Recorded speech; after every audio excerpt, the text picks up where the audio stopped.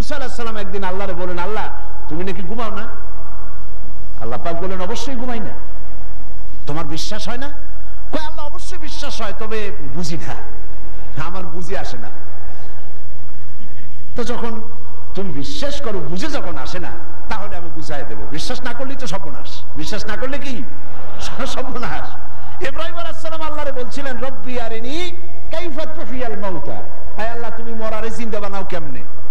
আল্লাহ কয় আওয়ালাম তুমিন, বিশ্বাস করো না? হযরত ইব্রাহিম আলাইহিস সালাম বললেন বালা। তিনি নাম বলতে পারতেন। নাম মানে হ্যাঁ, আর বালা মানে দুটো শব্দের অর্থ একরকম না, যদিও ব্যবহারিক পদ্ধতিতে বিভিন্ন জায়গায় দুটো একই অর্থ ব্যবহার হয়, কিন্তু আর্থিক দিক থেকে অর্থাৎ পারিভাষিক দিক থেকে দুটো অর্থ ব্যবহার হয়। হযরত ইব্রাহিম বলতে পারতেন বিশ্বাস করিয়া, নাম। তিনি নাম বললেন না। আল্লাহ বললেন আওয়ালাম তুমিন, বিশ্বাস করো না? জবাবে আমার জাতির পিতা। কে বললেন? আমার জাতির পিতা। চিল্লায় কোন কে? আমার জাতির পিতার নাম কি? আমার জাতির পিতা বললেন বালা। এর অর্থ কি? হয় নট। কেন নয়? অবশ্যই বিশ্বাস করি।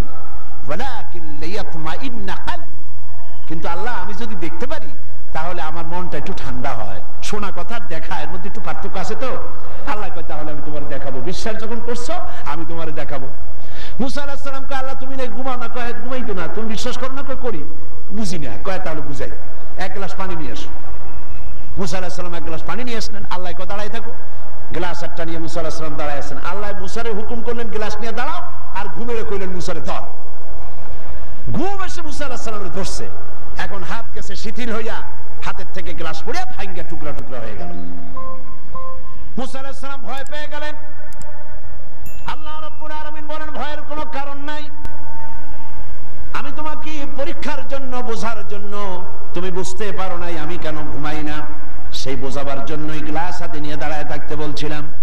তুমি মুসা একটা গ্লাস পানি নিয়ে কিছু সময়ের জন্য দাঁড়াতে পারলে না, ঘুম তোমাকে হাত শিথিল করে দিল, গ্লাস ভেঙে চুরে চুরমার হয়ে গেল।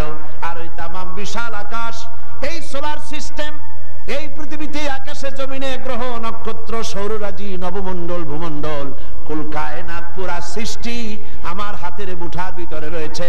গোটা পৃথিবীর সব কিছুর ট্রাফিক আমি আল্লাহ কন্ট্রোল করি। আমি যদি ঘুমায় যাই আকাশ আর জমিনের কোনো সিস্টেম আর বাকি থাকবে না। কোরআন শরীফের ভিতরে আল্লাহ রাব্বুল আলামিন সাফ করে বলেছেন লা তাখুযুহু সিনাতু ওয়ালা নাওম। পড়েন লা তাখুযুহু সিনাতু ওয়ালা নাওম। আল্লাহর ঘুমও নাই, তন্দ্রাও নাই। সুবহানাল্লাহ। ঘুমও নাই, তন্দ্রা বোঝেন তো? জিমানি। আল্লাহ জিমায়ও না, আল্লাহর কোনো ক্লান্তি নাই। সুবহানাল্লাহ। সে আল্লাহ রাব্বুল আলামিন, তিনি বলছেন ক্ষমতা দিয়া ঘুমাই না, লিনানজুরা কাইফা তা'মালুন। ক্ষমতা দিয়ে লিনানজুরা কাইফা তা'মালুন, তাকায়া থাকি তুমি তোমার জনগণের সাথে কি আচরণ করো। জনগণের ভাগ্য বদলাও না দলের ভাগ্য বদলাও, তাকাইয়া দেখি। সেই আল্লাহ পাক, সে আল্লাহ পাক আগের মতো আছেন না উল্টো পাল্টা হয়ে গেছে? আছে কিনা?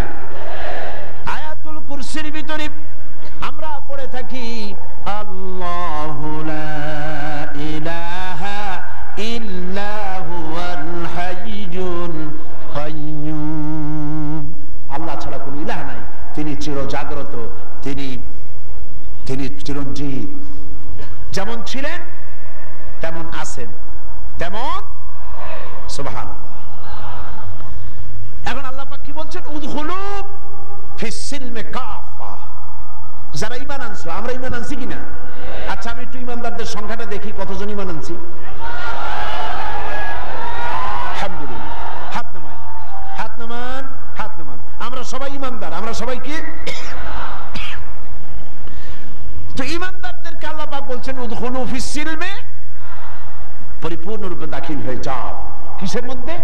সিলমের মধ্যে। আত্মসমর্পণ করো।